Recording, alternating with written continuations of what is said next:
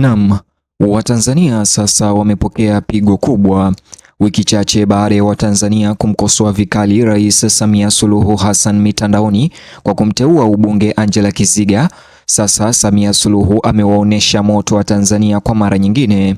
Leo kimakusudi kabisa bila kujali, amemteua tena kwa mara nyingine, kwa mara ya pili Angela Kiziga, na wakati huu amempandisha cheo hadi katika Ikulu ya Dodoma na kumpa ofisi hii ya juu kabisa. Bonyeza alama like kisha subscribe, na kama kawaida yetu niambie unanisikiliza na kunipata ukiwa wapi. Kama upo nje ya nchi niambie uko taifa gani, na vile kama unanipata vizuri ukiwa humo nchini niambie unatoka mkoa au maeneo gani.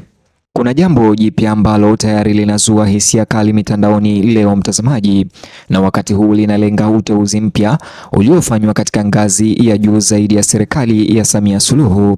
Wiki chache tu baada ya kukosolewa vikali mitandaoni na baadhi ya Watanzania na wapinzani kuhusu uteuzi wake awali, Angela Kiziga sasa ameteuliwa tena, lakini safari hii kwa nafasi kubwa zaidi, na sio jukumu lolote tu. Ameteuliwa kuwa mshauri wa rais wa masuala ya kijamii. Hii inamaanisha kwamba baadhi ya vitendo ambavyo Samia Suluhu atachukua itakuwa ni mashauri yake Angela Kiziga kutoka Ikulu. Uteuzi huo ulitangazwa rasmi mnamo Aprili tarehe 24, ambayo ni siku ya leo mwaka huu 2026, kupitia kurugenzi ya mawasiliano ya rais, na unaanza kutumika mara moja. Sasa kwa nini hili limezingatiwa na kuenea sana mitandaoni leo? Kwa sababu ya wakati tayari kulikuwa na ukosoaji unaoonekana kwenye mitandao ya kijamii kufuatia uteuzi wake wa awali wa kisiasa. Baadhi ya sauti zilitilia shaka uamuzi huo, huku wengine wakiutetea. Lakini badala ya kurudi nyuma kutoka kwa ukosoaji huo, hatua hii ya hivi punde inaonekana kwenda kinyume, ikiimarisha imani kwake kwa kumpa wadhifa wa juu zaidi na nyeti. Kwa mtazamo wa kisiasa, hiyo hutuma ujumbe: inapendekeza kujiamini, inapendekeza kuendelea, na inapendekeza pia kwamba uongozi sio lazima ushawishiwe na athari za mitandaoni. Mtazamaji, wacha tuangalie jukumu lenyewe. Je, amepewa jukumu lipi?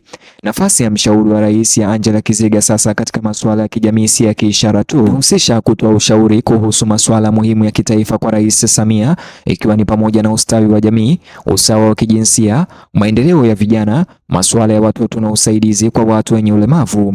Pia ina mchango katika kuchangiza jinsi sera zinavyotekelezwa ili kuwafikia wananchi wa kawaida. Kwa hivyo hii sio miadi tu, ni kuwekwa katikati ya ushawishi wa sera za kijamii. Sasa tukiangalia wasifu wa Angela Kiziga, jinsi unavyowasilishwa katika mawasiliano rasmi. Hapo awali amefanya kazi katika majukumu ya serikali na mashirika ya kitaifa. Anajulikana pia kwa utetezi katika maeneo kama vile haki za wanawake na usawa wa kijinsia. Asili hiyo inawekwa kama nguvu hasa katika jukumu linalolenga maendeleo jumuishi.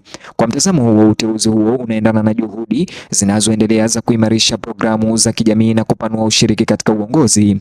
Licha ya sifa hizi zote alizoteuliwa nazo sasa hivi ndani ya ofisi huko Ikulu Dodoma, watu waliweza kuibua video na picha ambazo ziliweza kupita za wakati wa marehemu John Pombe Magufuli, Mwenyezi Mungu amrehemu, ambapo alikuwa akizungumzia suala ambalo lilikuwa linamhusu Angela Kiziga. Wengi waliweza kuzalisha video hizi zikionyesha Magufuli akitishia kumfunga jela ambaye anadaiwa kuwa Angela Kiziga kwa skendo kubwa kuhusiana na mabilioni ya pesa yaliyopotea ambayo yalikuwa ya kununua sare za polisi. Lakini hapa ndipo majibu ya umma yanakuwa muhimu. Mtandaoni maoni yamegawanywa. Wengine wanaona hii kama hatua ya ujasiri na ya makusudi, ishara kwamba uongozi unazingatia mkakati wa muda mrefu badala ya ukosoaji wa muda mfupi, huku wengine wakidhani ya kwamba hii ni kama Samia Suluhu anawaonyesha wakosoaji wake ya kwamba hawezi kupangiwa. Wengine wanaitafsiri kwa njia tofauti, wakihoji ikiwa masuala ya umma yanachukuliwa kwa uzito au maneno na maoni ya Watanzania yanasikilizwa. Na hii si la Tanzania pekee. Ulimwenguni kote maamuzi ya uongozi mara nyingi yanakabiliwa na mvutano huu na ukosoaji. Na mvutano huu kama vile kusawazisha maoni ya umma na imani ya ndani kwa watu waliochaguliwa. Kwa mtazamo wa kutoegemea upande wote, pande zote mbili zimeibua mazingatio halali. Kwa upande mmoja, uongozi unahitaji kufanya maamuzi kulingana na uzoefu, uwezo na malengo ya kimkakati, hata wakati maamuzi hayo hayapendezi. Kwa upande mwingine, mtazamo wa umma ni muhimu, haswa katika enzi ya kidijitali ambapo maoni ni ya haraka na yanaenea sana mitandaoni. Kupuuza mtazamo kama huo kabisa kunaweza kujenga umbali kati ya uongozi na wananchi. Pembe nyingine ya kuzingatia ni mwelekeo mpana wa sera. Uteuzi huu unaonekana kutilia mkazo kuendelea kwa maendeleo ya kijamii, haswa maeneo yanayoathiri vikundi vilivyo hatarini. Hiyo ni pamoja na kupunguza umaskini, masuala ya kijinsia na ukuaji jumuishi. Kwa hivyo zaidi ya mtu binafsi, jukumu lenyewe linaonyesha vipaumbele. Pia kuna muundo wa utawala wa kuzingatia. Utawala umekuwa ukifanya marekebisho yaliyolengwa ndani ya timu yake, sio marekebisho makubwa, lakini uwekaji wa kimkakati. Hii inapendekeza mbinu inayolenga kuboresha utekelezaji badala ya kubadilisha mwelekeo kabisa. Sasa kurudi nyuma kidogo, uamuzi huu wa Samia unaashiria nini kwa ujumla kwa wakosoaji na Watanzania wote kwa ujumla? Hii inaashiria kwamba uongozi una uhakika katika uteuzi wake. Sera ya kijamii inabakia kuwa kipaumbele kikuu na ukosoaji wa umma, ingawa unaonekana sio sababu pekee inayoongoza maamuzi. Vile pia inaweza kuonyesha otherwise ama kinyume ya kwamba Samia Suluhu huenda akawa hawasikilizi wakosoaji ama maoni ya Watanzania wengi, lakini wakati huo inazua maswali. Je, maoni ya umma yanapaswa kubeba uzito kiasi gani katika uteuzi kama hizi za Angela Kiziga? Je, kuimarisha uamuzi kunaimarisha uongozi au kuna hatari ya kupanua mashaka ya umma? Na je, uteuzi kama huu utabadilikaje katika athari halisi mashinani na Tanzania kote? Kwa sababu hatimaye utendaji kama huu utakuwa muhimu zaidi kuliko mtazamo tu wa rais na mtazamo wa wakosoaji na umma wa Tanzania. Hata hivyo, awali tayari hivi majuzi tu, si kitambo, wiki kadhaa mwezi mmoja uliopita, huyu Angela Kiziga aliweza kuteuliwa ubunge katika serikali ya Tanzania, lakini Watanzania walizungumza sana mitandaoni na uvumi ulienea sana, wengi wakipinga uteuzi huo, na hii ni zaidi ya 70% ya Watanzania walionekana kulipinga hili. Sera hata hivyo zikiboreka, mipango ya kijamii pia inaweza ikapanuka kwa ufanisi, na ikiwa matokeo yanaonekana, mazungumzo yanaweza kubadilika.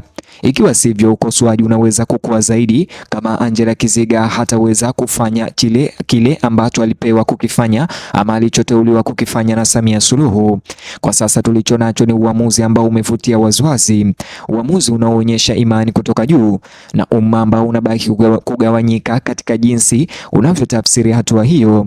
Hivyo hadithi ama habari hizi haina mwisho ama haiishi hapa, inasonga mbele na utekelezaji, na kadri siku zinavyosonga ukweli utazidi kuchepuka. Pamoja na matokeo haya na kwa jinsi uteuzi huu unavyotengeneza masuala ya maisha halisi mitandaoni na nje yanayowahusu wananchi, na kama kawaida hukumu ya mwisho haitatoka kwa tangazo la moja kwa moja, lakini kutokana na kile kinachofuata siku za baadaye. Ni hayo tu mtazamaji wangu niliojaliwa kukuandalia katika video habari ama taarifa hizi. Kama kawaida yetu, kabla ya tufunge taarifa ama video, ningependa kusikia maoni yako upande wa maoni ama upande wa comment section chini ya video hii. Nijuze, je, unakubaliana na uteuzi huu kwa mara nyingine wa Angela Kiziga na Samia Suluhu kumweza kumpandisha cheo kutoka kwa ubunge ambao alimteua hivi majuzi hadi kuwa mshauri wa rais? Na kuacha uwanja huu wa comment, unijuze maoni yako. Vile mtazamaji, like video hii alafu subscribe, alafu gusa kiboksi hicho kwenye screen yako. Ukifanya hivyo kitakuelekeza katika video ama taarifa zetu mpya.